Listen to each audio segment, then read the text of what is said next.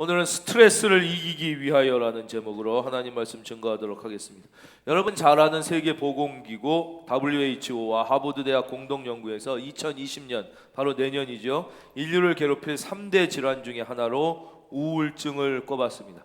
극심한 스트레스로 말미암은 우울증이 현대사회, 특별히 선진화된 사회와 국민소득이 높은 사회의 가장 핵심적 고통 요인이 될 거라고 우리에게 경고하고 있습니다. 그러니까 오늘날 대부분의 사람들은 정도와 기간의 차이가 있지만 다 우울한 감정을 많이 경험하게 됩니다. 우울증을 작게나마 경험하게 되는 것이죠. 그래서 요즘은 우울증을 아예 마음의 감기라고 합니다. 감기 한번 안 걸려본 사람이 없지 않습니까? 하지만 깊이 걸리느냐, 살짝 넘어가느냐, 오래 앓느냐, 잠깐 넘어가느냐의 차이 정도로 이 우울증을 마음의 감기라고 할 정도입니다.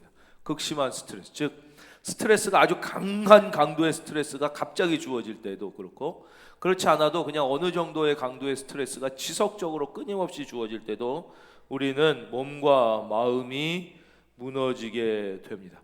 오늘 본문 말씀에는 아주 위대한 선지자였던 엘리야 같은 사람, 그가 얼마나 위대한 선지자인지는 뭐 따로 지금 설명 안 할 텐데, 그렇게 강철 같은 사나이조차도, 그런 말씀의 종조차도 오늘 극심한 스트레스를 이기지 못하고 자살 충동을 느끼며 스트레스에 무너진 모습을 하나님께서 우리에게 소개해 주심으로써 그 누구도 이 스트레스와 우울증에서 자유롭지 못함을 말씀해 주고 있습니다. 오늘 말씀에서 어떻게 이 선지자 엘리야가, 그러니까 누구도 다 스트레스를 에서 자유롭지 못하고 누구도 다 우울증 걸릴 수 있다는 게 하나님의 첫 번째 우리에게 주신 메시지예요.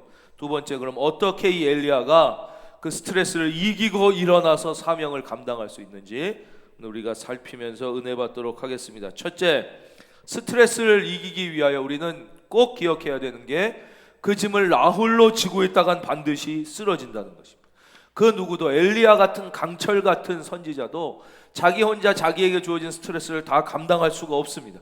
그래서 이 스트레스는 반드시 나눠야 되는데 어떻게 하면 나눠지냐?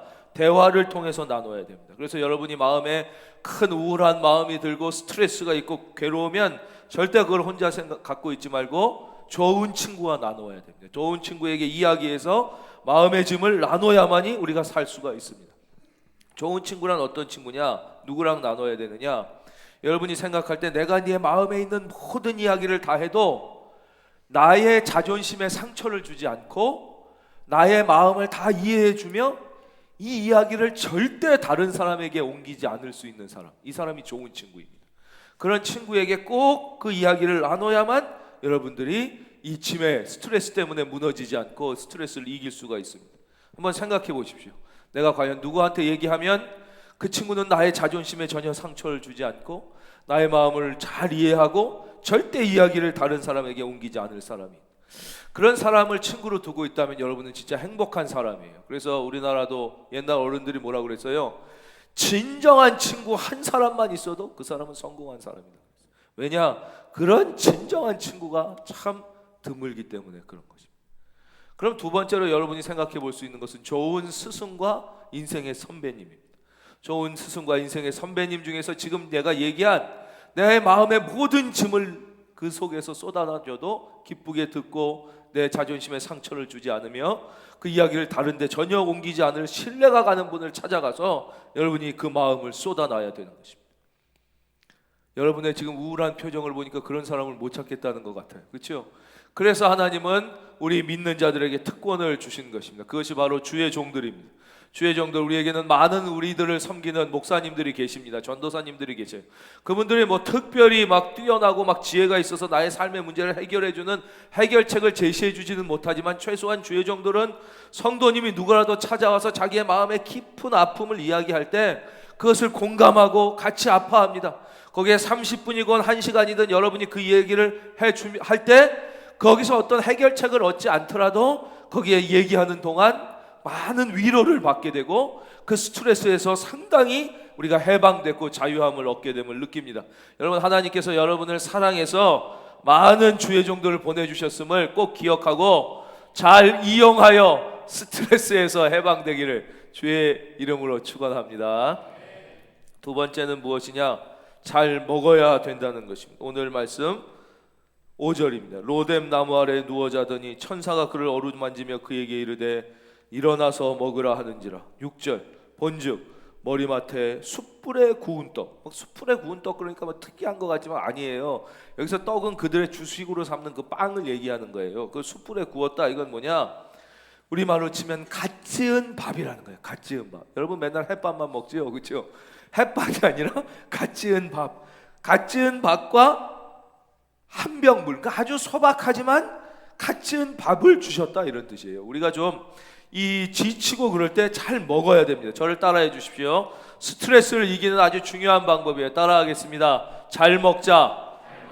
예, 아주 여러분 먹는 건 정말 열심히 잘 따라하네. 잘 먹어야 됩니다. 아이 뭐 영적인 문제, 정신적인 문제를 이렇게 1차원적으로 해결됩니까? 해결됩니다. 여러분 우리 믿는 사람이건 믿지 않는 사람이건 모든 인간은 천국에 가기 전까지는요 육체와 정신과 영혼이 하나로 존재되는 거예요. 한 인격으로 존재하는 거예요. 따로따로 존재하는 게 아니라 우리의 정신이 육체에 영향을 미치고 우리의 육체가 또 우리의 정신과 영혼에 영향을 미치는 상호적인 존재예요. 그래서 어떠한 아무리 거룩하고 영적인 사람도 육체로부터 완전히 자유로와 영으로만 막 탁월하고 그럴 수 있는 존재가 안 돼요.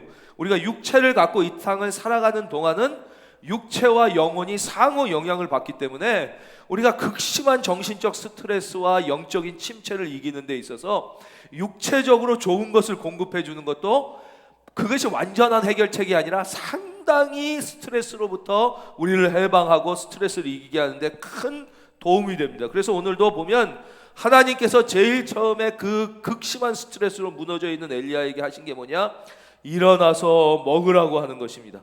머리에 숯불에 구운 떡과 한 병 물을 먹어야 되는 거예요. 그래서 여러분 너무 정신적으로 스트레스가 심하고 영적으로 지쳐 있을 때 술 좀 그만 먹고 술을 먹어서 여러분은 해결하려고 그런단 말이에요. 술을 먹어서 해결하지 말고 여러분 몸에 좋은 것을 먹으라는 거예요. 몸에 좋은 것을 잘 먹고 또 다른 사람을 위로할 때도 마찬가지예요. 우리는 다른 사람을 위로하려고 그럴 때 자꾸 뭔가 좋은 얘기를 해주려고 그러고 뭐 좋은 뭐 말씀을 주려고 그러고 근데 안 돼요. 그걸로 되질 않아요.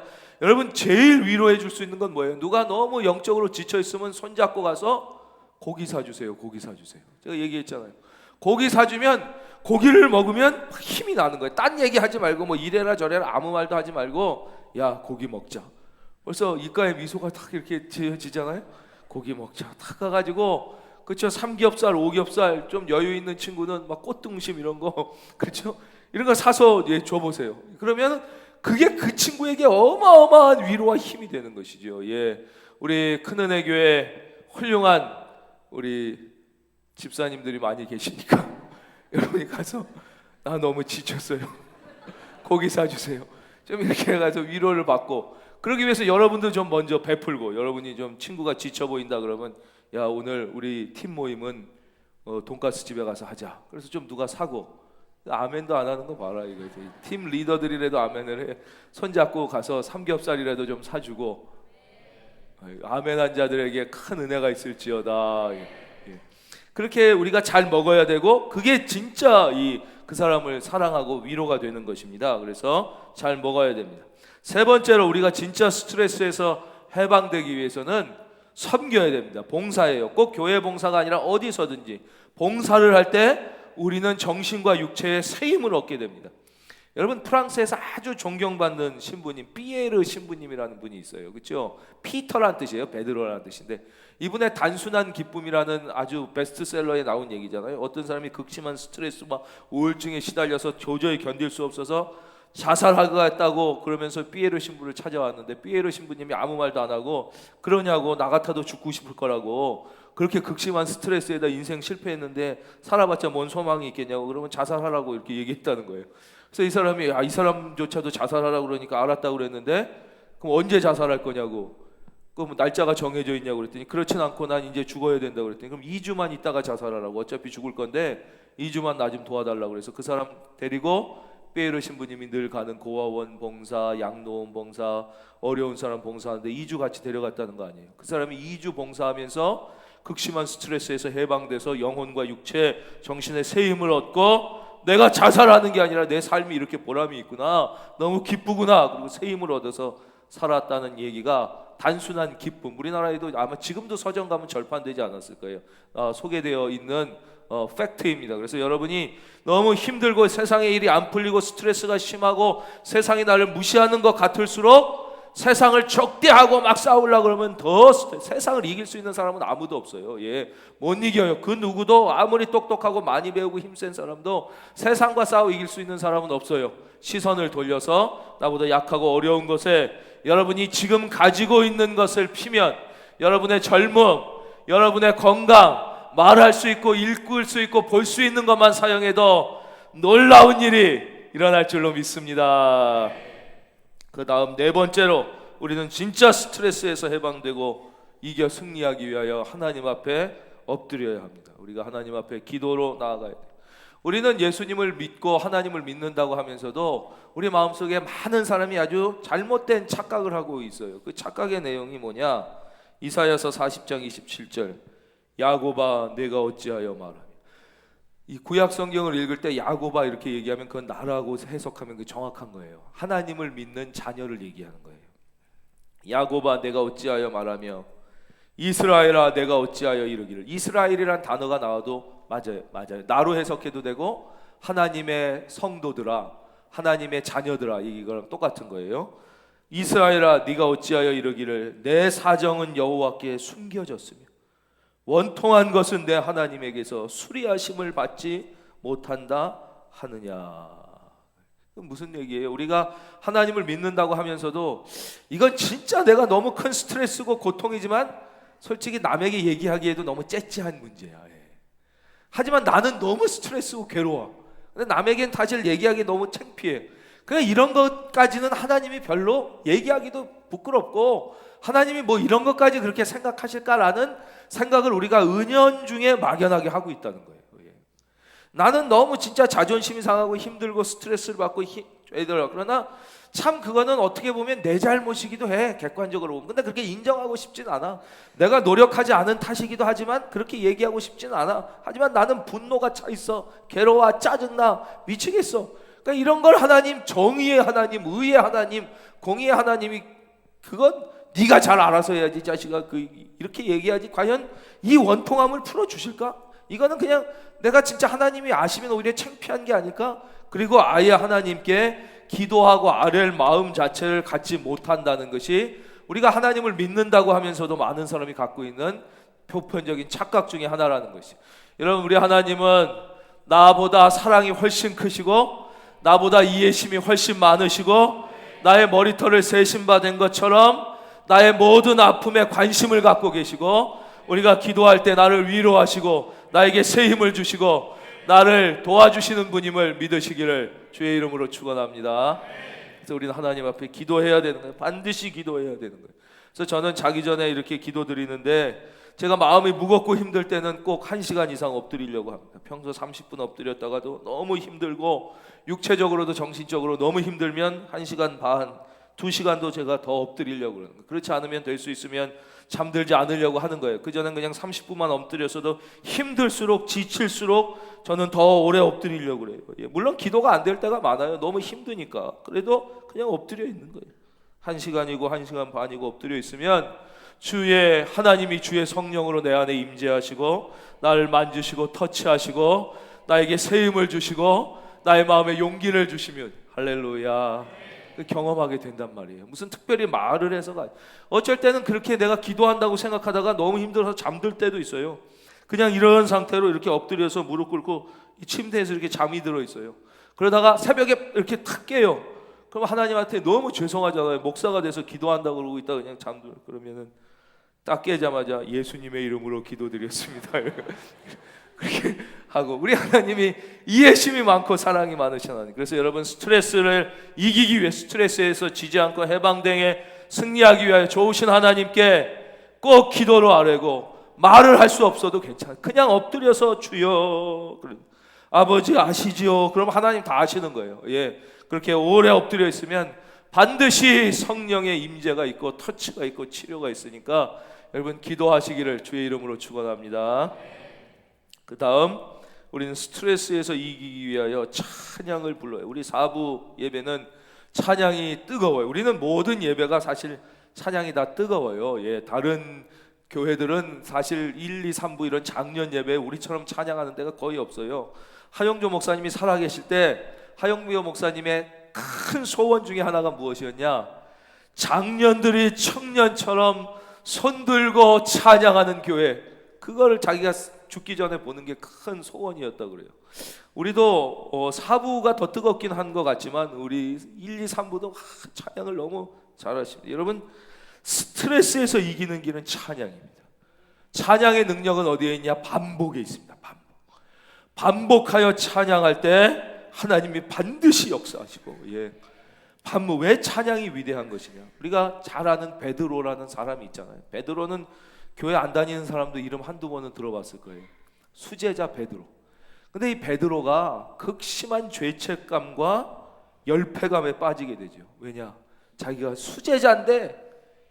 수제자였던 자기가, 예수님 위하여 죽겠다고 했던 자기가 예수님을 3번이나 부인하고 저주하고 욕했잖아요. 그것도 예수님이 아예 그걸 예언하셨잖아요. 네가 닭 일기 전에 나를 3번 부인하리라. 그건 뭐예요? 경고하신 거예요. 그러니 그러지 말아라고 미리 말씀까지 해주셨는데도 계집종 앞에서 덜덜덜덜 떨면서 막 예수님을 저주하고요. 그게 너무 그 죄책 때문에 견딜 수 없어요. 찬송가도 있잖아요. 새벽닭 울면 난 괴로웠어, 바람이 불면 난 두려웠어. 그래서 그 베드로가 예수님이 부활하신 것을 봤지만 예수님 앞에 차마 내가 더 이상 당신의 종으로 살 면목이 없는 거야. 완전히 그 자존감이 무너지고 그 죄책감과 열패감 때문에. 그래서 부활하신 예수님을 만나고도 베드로가 다시 고향으로 도망가듯 떠나잖아요. 그래서 갈릴리 바다 가서 그물 치잖아요. 근데 고기가 잡힙니까? 하나도 안 잡히는 거예요. 왜냐? 영적으로 실패하고 무너졌다고 세상으로 가면 그건 다 망하는 거예요. 다 망하는 거예요. 우리가 그런 사람들을 가끔 봐요. 그렇죠? 예. 우리가 은혜가 안 되고 무너질수록 더 말씀 앞에 서야 되는데 그렇다고 세상으로 가서 됩니까? 하나도 안 되는 거예요. 계속 안 될 때 주님이 그 자리에 오셔서 첫째 하신 거, 오늘 엘리야를 위로하신 것처럼 숯불에 구운 떡과 고기를 주셔서 위로하시고, 그 다음에 뭐예요? 우리가 잘 아는 대로 요한의 아들 시몬아, 내가 나를 사랑하느냐고 물으시잖아요. 그게 뭐예요? 베드로가 뭐라고 그래요? 주여, 제가 주를 사랑하는 줄을 주님이 아시나이다. 바로 그게 찬양이에요. 여러분, 찬양의 가장 큰 건 뭐예요? 하나님에 대한 우리의 사랑의 고백. 믿으시면 아멘.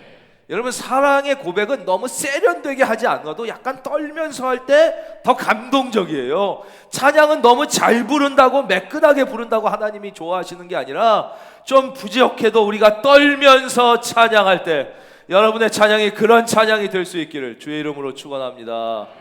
그래서 우리가 너무 막 이렇게 잘해도 은혜가 있는 분이 있지만 너무 성악가가 막 성악가적으로 찬양하면 사실 실제 크게 은혜가 안 돼요. 우리가 들어도 너무 가수가 아주 세련된 방법으로, 그게 아니야, 약간 부족하지만 부족한 대로 최선을 다해서 찬양. 그게 사랑의 고백이기 때문에 그런 거예요. 여러분, 그 사랑의 고백을 한 번에 끝나지 않아요. 두 번째 또 물으시잖아요. 요한의 아들 시몬아, 내가 이 사람들보다 나를 더 사랑하느냐. 찬양은 반복이에요. 사랑은 반복하는 거예요. 주여, 내가 주를 사랑. 마지막으로 또 물으시잖아요. 세 번째로, 요한의 아들 시몬아, 내가 진짜 나를 사랑하느냐. 주여, 내가 주를 사랑하는 줄을 주께서 아시나이다. 여러분, 찬양은 반복이에요. 어떤 곡도 아무리 별로 은혜가 안 되는 것 같은 곡도 여러분이 그 찬양을 반복해서 100번만 부르면, 100번이 도저히 힘들면 30번만 한번 실제 해보세요. 한 곡을 반복해서 부르면 주의 성령이 임하시고 주의 능력이 역사하시고 여러분의 마음과 육체를 치료하시고 반드시 그 은혜를 경험하는 젊음 되시기를 주의 이름으로 축원합니다. 찬양을 한 번 부르고 끝나는 건 찬양이 아니에요. 그래서 찬양은 반복해서 부르는 거예요. 사랑의 고백 계속 반복하는 거예요. 반복하는 거예요. 계속 반복하는. 그때 놀라운 찬양에는 능력이 있습니다. 예. 그럴 때 우리는 또 자아가 깨어지는 거예요. 베드로가 주님을 사랑하는 줄 주께서 아시나이다. 자기의 교만과 자아가 깨어질 때만이 우리는 스트레스로부터 해방받을 수 있어요. 내가 잘났다, 내가 할 수 있다, 내가 누군데, 내가 이게 무너지지 않고는 인생은 스트레스의 짐을 이길 길이 없는 거예요. 언제 그 자아가 깨어지냐? 깨어지라고 그런다고 깨어지질 않아요. 예. 찬양 가운데 깨어집니다. 기도하는데도요, 자아가 잘 안 깨져요. 기도 많이 하는 사람 중에 영적인 교만이 강한 사람이 얼마나 많은지 모릅니다. 내가 기도 이만큼 하는 사람 안 되는 거예요. 그러다 찬양은 아니에요. 우리가 반복해 찬양을 부를 때 찬양 가운데 자아가 깨어지는 거예요. 내가 얼마나 연약한 존재이며 죄 많은 존재인지를 우리가 깨닫고 자기 자아가 무너져요. 그때 바로 주님이 사명, 내 양을 먹이라. 그때 우리는 이제 더 이상 세상을 위해 사는 존재가 아니라 사명을 위해 사는 존재가 돼요. 그때 우리는 스트레스에서 비로소 해방될 수가 있는 것이에요. 여러분은 내가 좋은 학교를 나오지 못해서 스트레스가 심하다고 생각하죠? 네, 내가 좋은 직장에 다니지 못해서 이 스트레스가 심하고, 결혼한 사람은 내가 집이 없어서 스트레스가 심하고, 내가 좋은 사람하고 결혼하지 못해서 스트레스가 심하다고 생각하지만 그렇지 않습니다. 우리가 진짜 스트레스가 심한 이유는 왜 그러냐? 미래에 대한 자신감이 없기 때문에 그런 거예요. 미래에 대한 확신이 없기 때문에 스트레스가 심한 거죠.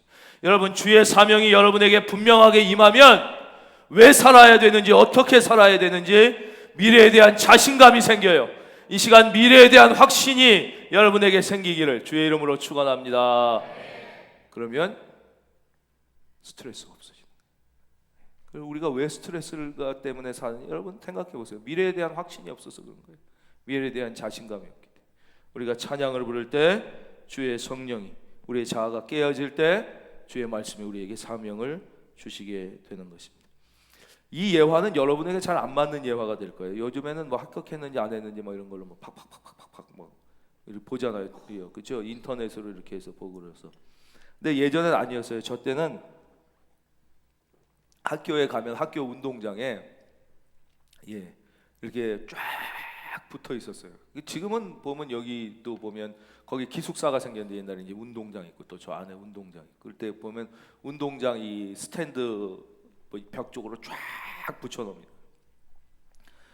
이제 합격자 발표 날 어머니가 가가지고 자기 아들 이름을 찾는 거예요.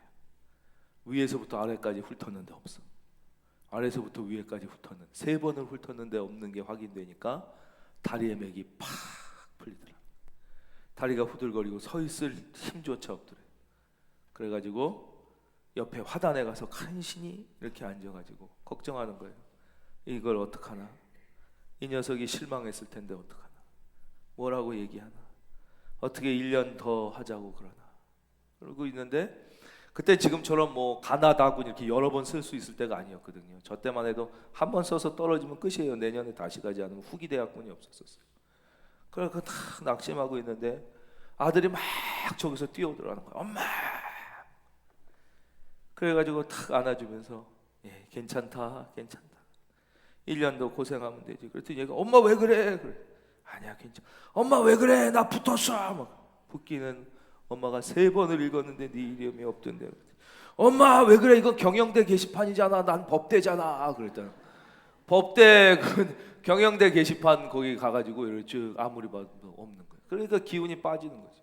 그 얘기를 듣는데 갑자기 다리에 힘이 용솟넘치면서 그랬을 거 아니에요, 그렇죠? 아들을 업고 운동장을 다 뛰실 만큼 힘이 생겼다는 것이죠.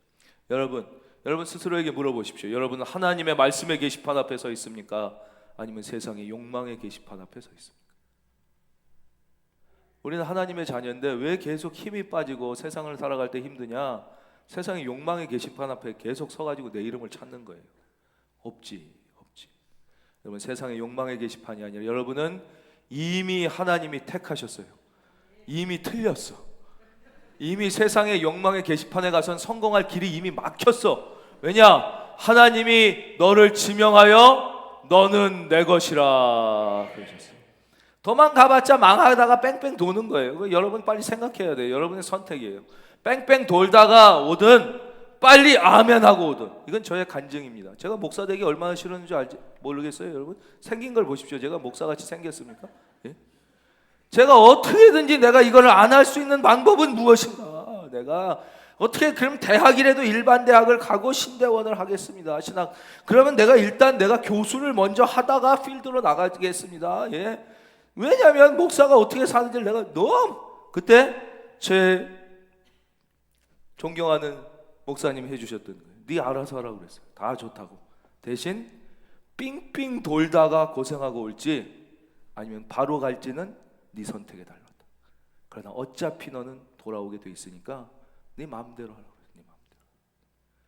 그래서 제가 울고 아버지가 울고 저희 어머니가 울면서 바로 이 길로 가자.